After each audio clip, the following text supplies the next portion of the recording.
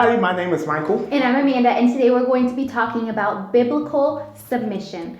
First, we're going to talk about what submission is, then we're going to talk about why it's important, and lastly, we're going to talk about what submission even looks like on a day-to-day basis. What can we say the definition of submission is? So for husbands and wives, it's different. For husbands, our role is to submit to Christ and love our wives. And whenever we submit to Christ, that just looks like us allowing God to guide us when it comes to leading our families, leading our wives, and really leading our communities. When it comes to wives submitting to their husbands, we submit to our husbands as unto the Lord.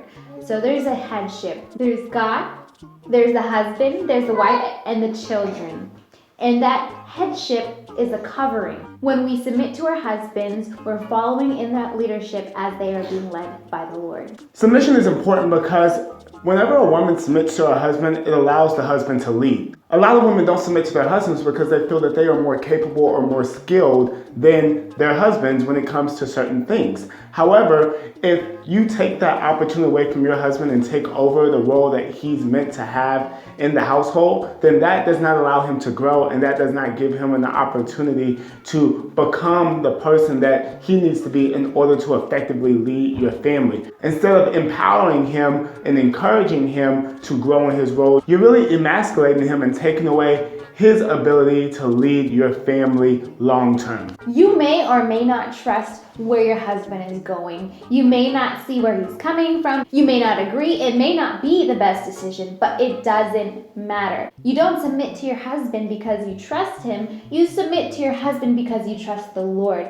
You trust that as he's submitted to the Lord will guide him. Not only is it important for wives to submit to their husbands, but even in the Bible it talks about us submitting to authority as well. At the end of the day, it's important for us to be able to stand before God with clean hands and say, Lord, I submitted to my husband, or Lord, I submitted to authority, and I followed your directions. I may not have always understood, but my heart was to really serve you and not man. Now we're going to talk about what submission looks like on a day-to-day basis. Do you want to tell us what submission doesn't look like? Submission is not submitting to your husband when he's telling you to do something illegal or immoral or unethical or unbiblical. That's not submission. In that case, you are to submit to the Lord first, because at the end of the day, God is your head whenever it comes to something that is not biblical. Submission also doesn't look like backbiting, submitting but showing a bitter heart towards your husband, showing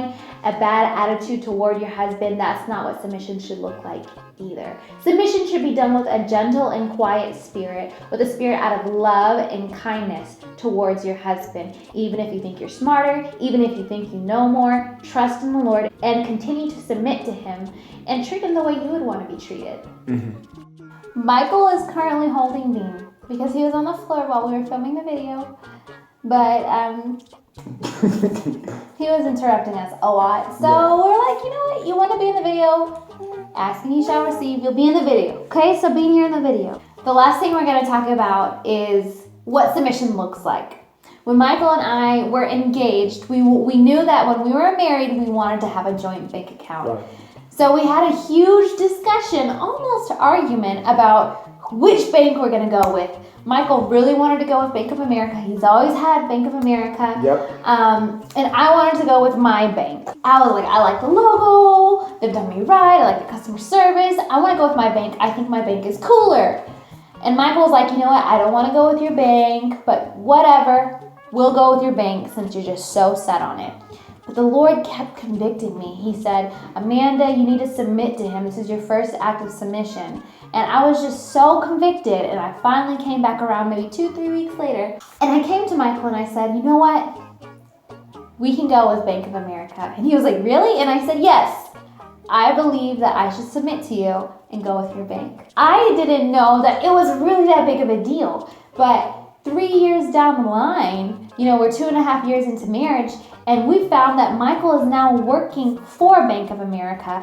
That's a door that probably never would have been opened if we would have gone with my bank, because we're faithful and loyal to his bank, Michael would have not even considered working for Bank of America if we weren't banking with them. Submission had a huge part to play in where we are right now in this season of our lives. And I would have never known that. I would have never experienced that if I would have continued to be unsubmissive and rebellious towards him. I see now that God was in that situation, and I'm glad that I listened to my convictions.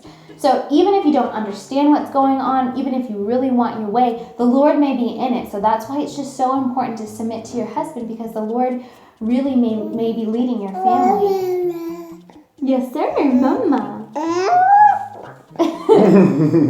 Did you want to add anything? No, that's all. We need to take care of Bean. All right. Well, we love you guys. Thank you so much for watching our video. If you don't completely agree, please feel free to tell us why, but don't necessarily leave anything ugly, okay? Be led by the Lord. Make sure to like, share, and subscribe. We love you guys. Bye. See ya. Say bye, Bean. Adios. Adios. Adios, amigos. There you go. There you go.